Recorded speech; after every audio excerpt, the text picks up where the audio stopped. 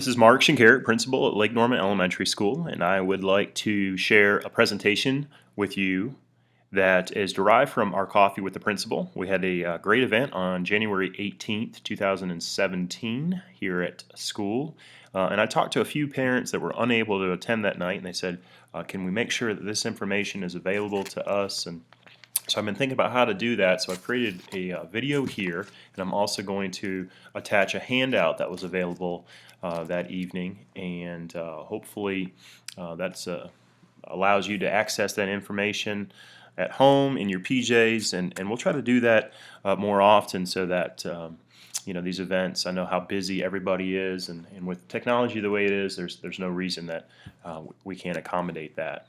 But some really important information was delivered that night, and I'll share it with you here today. The content that I'd like to share with you is really sharing legislative decisions that have adversely impacted Lake Norman Elementary, Iredell Statesville schools, and really across the state of North Carolina.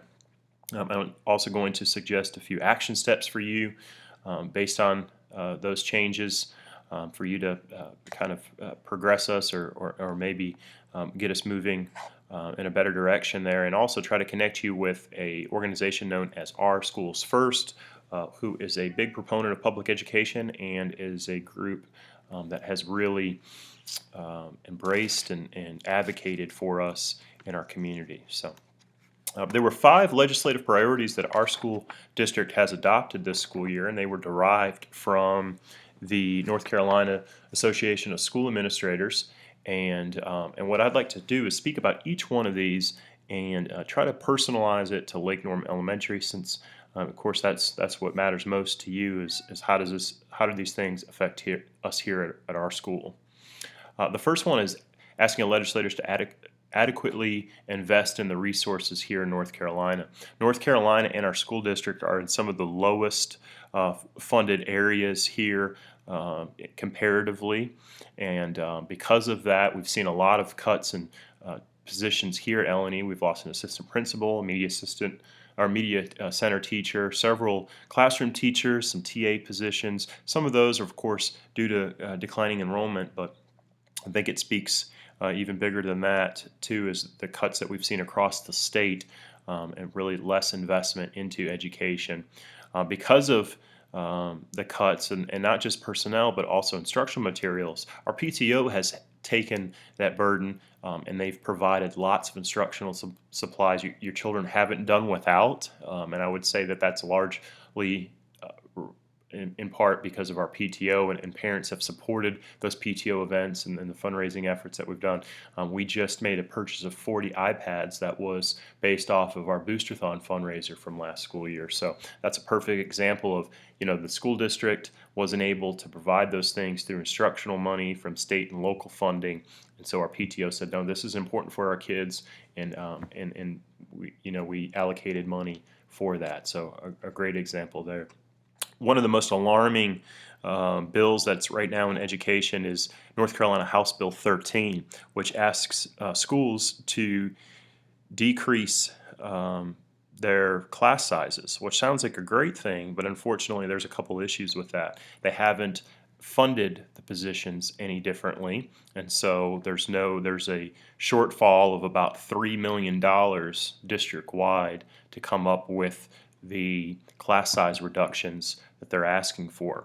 So one of the solutions to overcome that would be to eliminate positions such as art, music, PE, and computers.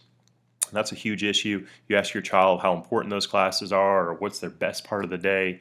I'm sure that they would say that they love those classes and enjoy going there. Our enhancement teachers are experts, they're professionals, and they're teaching core content at a level degree that a regular classroom teacher just wouldn't be able to do. So that's a scary thing to hear. House Bill 13 is looking to be enacted next school year, the 2017-18 school year, and so we want to make sure that you understand that, and without some changes, that is going to be devastating for our school. Increased compensation for all educators and school personnel. Well, one of the outcomes from House Bill 13 would be that we would have to hire additional positions. I believe it's 63 positions as with Iredale Statesville Schools. Charlotte Meck would need 200 teachers, and Mooresville Grady would need probably about a dozen teachers. So we would need hundreds of teachers in our area, and as principal here, I would have to be in competition with all of those schools to attract the best out of that pool of teachers. And the problem is the pool doesn't exist. There's no, we don't have that many people coming out of colleges and universities, and if they do, they go to another state, and it's really related to this one right here. North Carolina is 41st in the nation in teacher pay, and really, if you look at any of our staff members here competitively across the nation, we're really underpaid personnel. So we definitely want our legislators to look at that. School calendar flexibility. We have very limited influence on what our calendar can be. If you look at our calendar and say, gosh, I don't like that, our winter break was only a week and a half, and why do we start school here? Why don't we start school here? Well, all of those really are decisions that are out of our control, and they're really based on decisions that favor the tourism industry rather than education. So I don't know about you, but prioritizing our children's education, I think, is probably more important than trying to provide the money for the tourism industry. It's a no-cost solution, and if we have some more flexibility, I think our high school students would really benefit. Right now, they come back for their finals 2 weeks into January after a winter break. So we can adjust that. We can allow them to enroll in some of the community colleges and take some advanced courses that's not available right now under our current calendar. Schools are labeled with an A through F grading system here in North Carolina, and that system was developed to try to make parents more informed about the type of school that their child attends. Unfortunately, describing a school needs to be done in more than just one letter. It needs to be done with lots of information, and the current system really is unfair. It's based on 80% achievement and 20% on student growth. There's more information in that handout there, but you'll see there that 80% achievement, all that's really done, achievement is really closely aligned to socioeconomic status.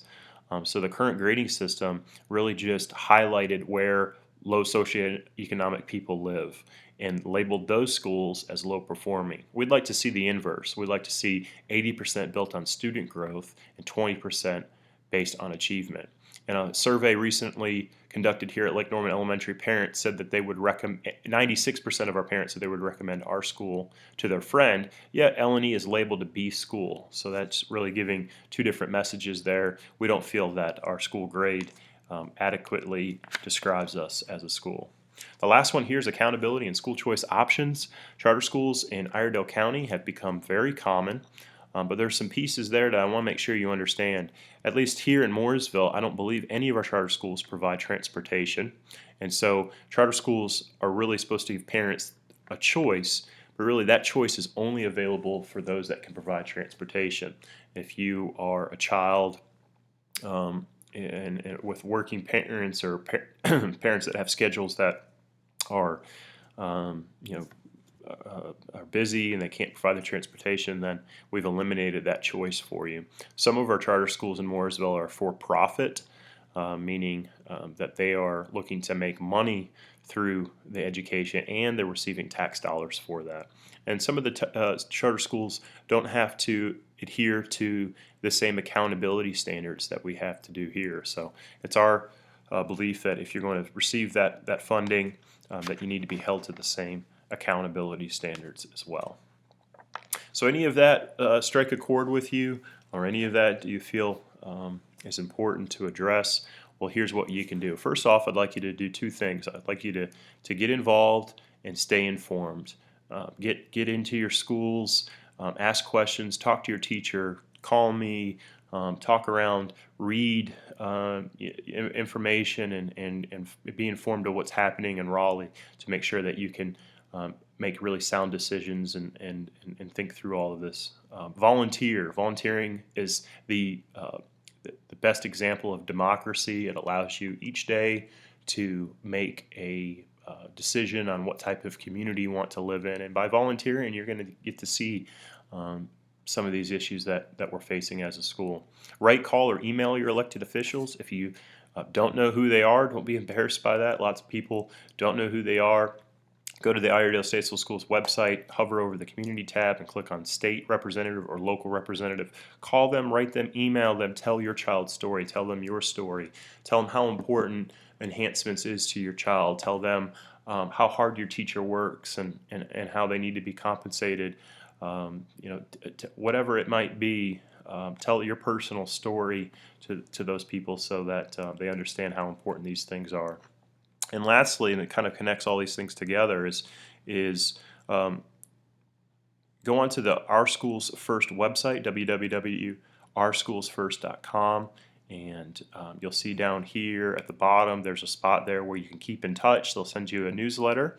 Our Schools First is a advocacy group that's advocating for public education here in Iredell County, and they were based and started really as a grassroots effort right here in the Morrisville, Brawley Peninsula area, and it was expanded to help all of Iredell County. They're one of very few or similar type organizations across the state, and they're doing awesome work for us as a school.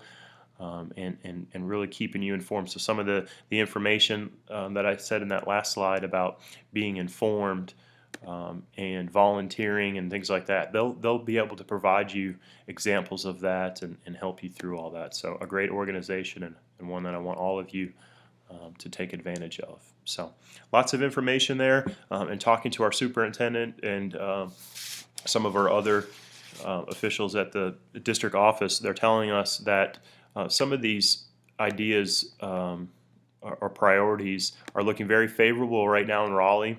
The House Bill 13 is one that they feel they're going to postpone that decision. That there's some traction there, so we're hoping that that's going to happen.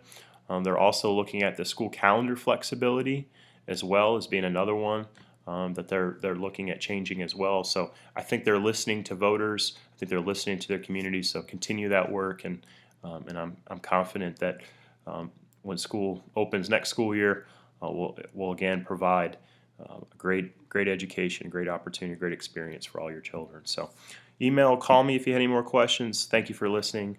Have a good day.